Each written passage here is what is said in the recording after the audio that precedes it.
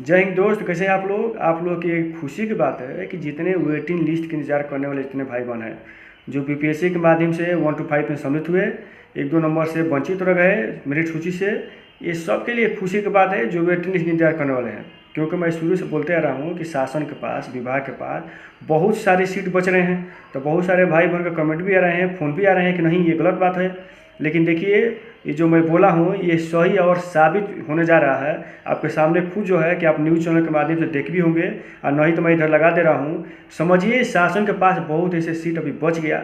क्योंकि आप समझदार हैं, समझ सकते हैं कि जितने बीपीएससी टीआरई 1 के माध्यम से जितने रिजल्ट घोषित किया गया था, ये सबको कल तक डेट था कि कल तक आप जो है कि ज्वाइनिंग ले लीजिए।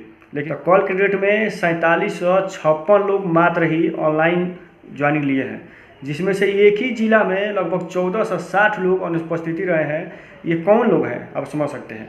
तो शासन द्वारा बताया गया था शुरू में कि 1,20,000 को रिजल्ट घोषित किया गया है, लेकिन ऐसा नहीं था। लगभग 1,10,000 था, जिसमें से लगभग 80 से 84 हज़ार लोग ही ज्वाइनिंग लिए हैं। ऐसे 30,000 लोग बच गए हैं, और 30,000 में 20,000 पीआरटी यानी 1 to 5 वाले हैं। और समझ जाइए कि ये कौन से लोग हैं, कैसे हैं। तो इसके पहले मैं बता देना चाहूँगा, क्योंकि बहुत ऐसे अभ्यर्थी थे जिनका 1 to 5 में, 9 to 10 में और 10 to 12 में हुआ था।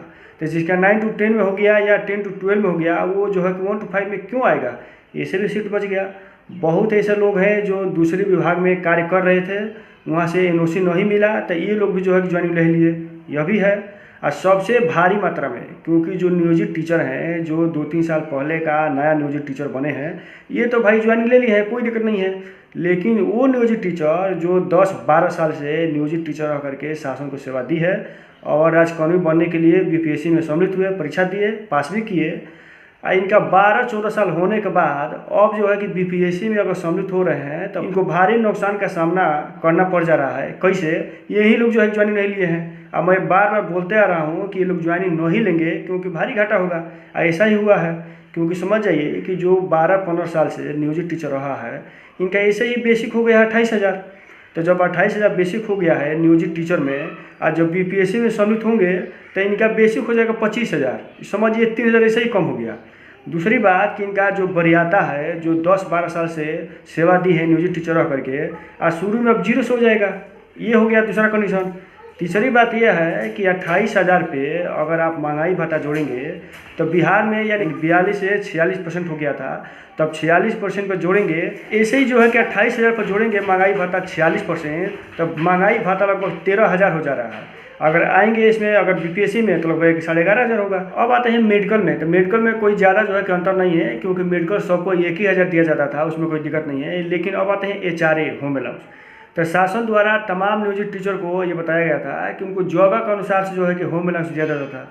जैसे अगर आप शहरी क्षेत्र में हैं तो आपको जो है कि अलग परसेंट दिया जाएगा, लेकिन अगर देहाती क्षेत्र में है तो देहाती क्षेत्र में आपको 4% मिलता था, तो हम 4 ही परसेंट जोड़ रहे हैं। तो जो पहले से पुराने नियोजित टीचर हैं, इनका बेसिक 28,000 हो गया है।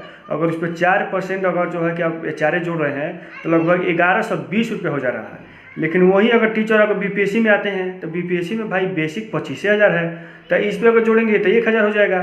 तो इसमें भी जो है कि हमको नुकसान पड़ जा रहा है।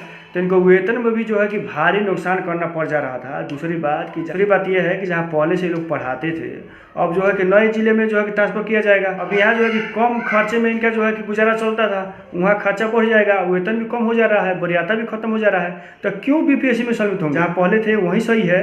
तो मैं शुरू से बोलते आ रहा था कि जो पुराने नियोजित टीचर हैं, इनको भारी नुकसान करना पड़ जा रहा है, और करना पड़ेगा। इसलिए जो है बीपीएससी में सम्मिलित नहीं होंगे, और वही कंडीशन है, वही कारण है कि सम्मिलित नहीं हुए लोग। तो अब क्या है कि अब तो सब वेटिंग लिस्ट का इंतजार करने वाले आप लोग हैं। अब सरकार से आपको जो है कि विभागीय द्वारा, शासन द्वारा ही बताया गया था शुरू में कि लगभग 10 से 12 जैसे हैं जो डॉक्यूमेंट वेरिफिकेशन नहीं कराए हैं। उसके बाद अब पता चल गया कि जो है कि लगभग 80 से 84 हज़ार ही ऐसे हैं जो ज्वाइनिंग लिए हैं। तो समझ जाइए कि आपके पास बहुत ज़्यादा सीट बच रहे हैं। तो आपसे यही निवेदन है कि आप जो है कि ट्विटर के माध्यम से ये सरकार से मांग करिए, क्योंकि आपका हक है। रही बात कि आपने, ऐसा थोड़ा नहीं है, बहुत ऐसे अभ्यर्थी हैं जो 2-4 नंबर से वंचित है। ये बहुत ऐसे भी हैं जो डेट ऑफ बर्थ से भी वंचित हैं।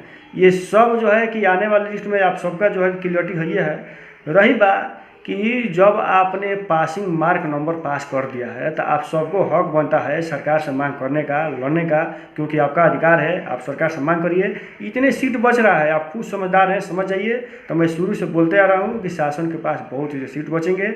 रही बात जो नियोजित टीचर हैं वो खुद अपना पद जो है कि छोड़ दिए। क्यों छोड़ दिए? क्योंकि अब खुद समझदार समझ ही रहे हैं कि जो पहले से पढ़ा रहे हैं उनका फ़ायदा पहले से ही था। इसमें आने के बाद घाटा ही घाटा हो रहा है, तो क्या मतलब इसमें आने का? तो यही सब कंडीशन है। तो रही बात कि और भी जो है कि अगले वीडियो में हम मिलेंगे। जैसे अगर वीडियो पर नए हैं तो शेयर सब्सक्राइब जरूर करें। जय हिंद, जय भारत।